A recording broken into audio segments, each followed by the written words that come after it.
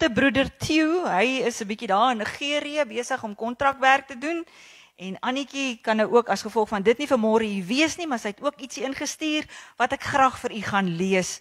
Sy sê die storms van die lewe, Matteus 7 vers 24 tot 27, hoe onvermydelik die storms ook al is, die enigste manier om koers te hou is deur ons lewens op al die leringe van Jesus te bou.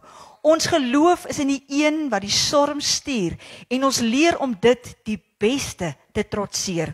Ongelukkig val baie van ons uit mekaar wanneer beproewing kom, maar Jesus wil hê ons moet weet hoe om vervolging te trotseer en teenstand te hanteer.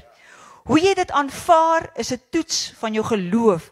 Gaan jy angstig of bekommerd wees of vasbesluit om op die Here se voorsiening te vertrou? Dankie Here dat U my deurgedra het. Soms was dit moeilik, maar deur almal se gebede en U genade het ek bo uitgekom. Vergewe my waar ek soms ongeduldig geword het, maar ek doen daai ding vir Jesus. Amen, Annetjie.